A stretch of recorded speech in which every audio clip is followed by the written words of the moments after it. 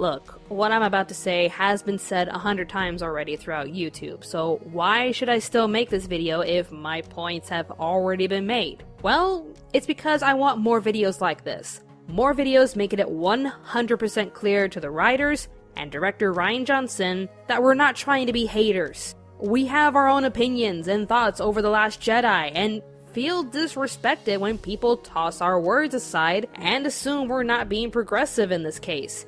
I mean, can I just have my own opinions without being pressured or labeled? Apparently not, but you know what? That's not gonna stop me. I'm one of those quirky breeds who actually liked Rogue One over Force Awakens. Like, as you can tell here, you can see how much I really didn't like Force Awakens. Like, I honestly have more memorable moments from those horrible prequels than Force Awakens, but that's just me. Now, how would I compare it to Last Jedi?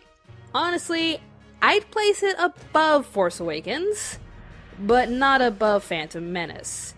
This really wasn't easy for me to arrange because Last Jedi has a lot of great moments that would have made it one of the best Star Wars movies of all time, but it's overshadowed by a lot of bad, cringe-worthy moments. As I stated earlier, my opinions are practically the same as others, and I may come off as a broken record, but I will go over what I liked, didn't like, and discuss what could have made this movie better. As much as I want to rant about this movie, I will do my best to keep this as brief as possible.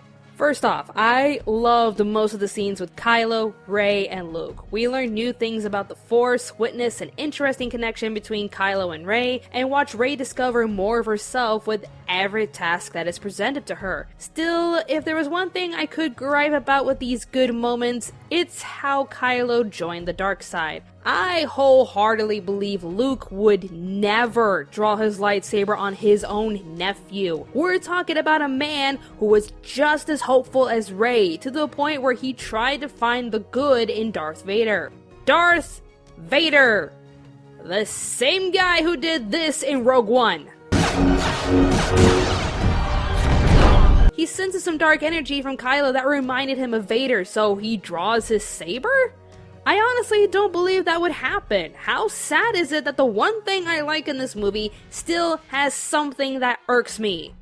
Yeah, the scenes with Kylo, Rey, and Luke are all I like in this movie. As much as I wanted to like this movie because of those scenes, I honestly couldn't because of all the ridiculous moments with the rebellion. Admiral Holdo taking command, Rose's extreme loyalties to the rebellion, making her a rather obnoxious character, everything that happens in the casino, and the interesting build-up between Finn and Captain Phasma was a giant letdown. Everyone has said it, so I'm just gonna say it. Holdo, Rose, and DJ were wasted characters. Like, you can take them out, make some arrangements, and the story is already better. Fine, you need to sneak onto the enemy ship to take down whatever tracker they have that's following the rebels at light speed. But then the plot makes our characters hunt down a guy who could get them onto the ship, while forcing in as much social commentary as possible, only to find a different guy who can do the job, only to backstab them. He's obviously coming off as a Lando Calrissian character, but less memorable. Like, Lando had a presence to him, and you can tell he was the type of character that was going to stay there at least for another movie. DJ comes in, already a suspicious character, clearly states that he's only interested in his own benefit, and obviously turns against Rose and Finn when it best suits him. He was only there to carry our heroes to the enemy ship for that epic Finn versus Phasma moment, which,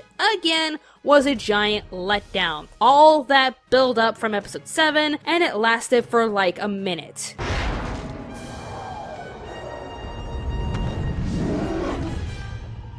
Well, that was pointless. As for Rose, I felt this entire adventure with Finn was originally written for Poe. Like, I feel a little empty thinking we lost a chance at one of the greatest bro adventures possible, and even a potential romance between the two. Yeah, I'm one of those that actually felt a strong bond between these two, and actually believed there was a possibility for an amazing relationship to start. But I guess Disney isn't going to take that chance just yet with one of their biggest marketing chips, so just replace Poe with a spunky, can-do woman who's strong and independent, and practically the most annoying character ever. Misa called Janta and Binks. Okay, almost the most annoying character ever. She's smart and efficient, but has some of the most cringe-worthy scenes with how gun-ho she is for the rebellion, with her bleeding heart commentary at the casino, and of course that stupid move she made trying to save Finn's life when she could have caused even more damage. Like, watch how it should have ended and Nostalgia Critic portray this moment.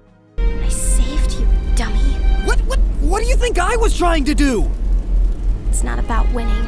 It's about saving the ones you love. That's what I was trying to do! It's not about fighting the things we hate. It's about saving the things we love. So you sacrificed yourself to stop him from sacrificing himself. Yeah, either way, someone's getting sacrificed. Okay. The story honestly would have been more interesting and entertaining if it was Poe and Finn having to find the codebreaker, not Finn and Little Miss Can-Do, who annoyed me the very first minute she appeared on the screen. And while you may say Rose and DJ had their roles to fulfill and were okay characters to help carry the plot, I honestly cannot buy that excuse for Admiral Holdo. Everyone calls her Purple-Haired Lady, because obvious character design and purpose is obvious. Regardless on your politics and how you see Holdo, as a character of a story, there was nothing believable and natural about her. If the writers really wanted her in their movie, that's one thing, but to kill off an even more important and memorable character off screen just so she can exist is beyond insulting. Holdo to me was supposed to be Akbar this entire time. With Leia recovering, Akbar would take over as temporary command, have his own reasons as to why he couldn't tell Poe any important information, to which her excuse itself is anger-inducing, and give him the epic sacrifice moment that would have been amazing to witness. The shot itself is just awesome to witness a rebel ship use light speed to flat out destroy the enemy, but Holdo being granted to give us that moment just loses its appeal, especially when you can only imagine Akbar doing it. And thanks to how it should have ended, just imagining that moment with him screaming, "It's a trap," just would have been amazing. That would have instantly gotten a standing ovation, like that ridiculous lightsaber fight between Dooku and Yoda. It was stupid, but a lot of us cheered because it was just hilariously awesome. Every shot Holdo was in screamed, this was written for Akbar. But to kill him off screen just to replace him with Mommy Figure pointing her empowerment figure at headstrong Poe, I'm sorry, but you lost me. How can we trust you if we don't even know what you're doing? I need to keep things from you so that you can learn a lesson. And if your argument is that they couldn't bring him back because his original actor passed away, well, I guess you got me there. I mean, he's not a face character and could easily be dubbed over, but I guess they just wanted to respect the memory of Eric Barsfeld. I mean, I guess it'd be too much to find a similar voice and carry on the character just for the story's sake. Oh, hello, Tarkin. Before I wrap this up, I will say one other thing. Despite how this new saga is trying real hard to prove women can be awesome in Star Wars, I honestly feel like the only person defending Leia's awkward flight in space. I know people hated this scene, but honestly, it's Leia. She's a badass princess general who took down Jabba the Hutt wearing nothing but a metal bikini, is the leader of the rebel army until episode 9 happens, sadly, and she too is one with the Force. Not as strong as her brother, but she can tap into it. I mean, when you think about it, Luke using the Force to project his spirit on another planet light years away from him is awesome, but Leia using the Force to save her life like she's Supergirl in space is bad. I'm the only one at Pop Spectrum defending this moment, but I can honestly tolerate this scene because it's Leia and Carrie Fisher. Let her have this awesome moment because she is honestly an awesome character and human being. May you rest in peace, Miss Fisher. In the end, when Luke made his peace, Kylo and Rey make their choices, and the Dark Emperor Snoke was suddenly destroyed without any more information as to who he is, how he gained his power after the first Emperor, or just, you know, anything. Does this movie give me anything to look forward to for episode 9? No. Unless there's a twist allowing Snoke to use some Jedi trick Luke did to fake his death, this movie left me with nothing. The rebels are safe, Kylo is now an insecure leader of the First Order, Luke will probably come back as a Jedi ghost and come up with even more tricks than lightning-wielding Yoda, which may or may not be referenced again. I mean, seriously, just grab Grandpa Anakin and make him smack some sense into Kylo, but I digress. I just feel with how the movie ended and how it was presented overall, I don't really have anything to pull my attention for the next movie, and so I'll leave you with that. I don't like most of the new characters, I don't like how it's written, and I don't like this social commentary being slipped in when Star Wars is just supposed to be a thing of its own. I will still cherish the original movies, and will continue to like Rogue One, but as for episodes 7 and 8, I'd honestly give them a pass. And if you're going to try to convince me to reconsider my thoughts as this movie is a gateway towards diverse roles and progression, keep in mind that the main thing in this whole movie that was being shoved in your face, that is the only concern for Disney.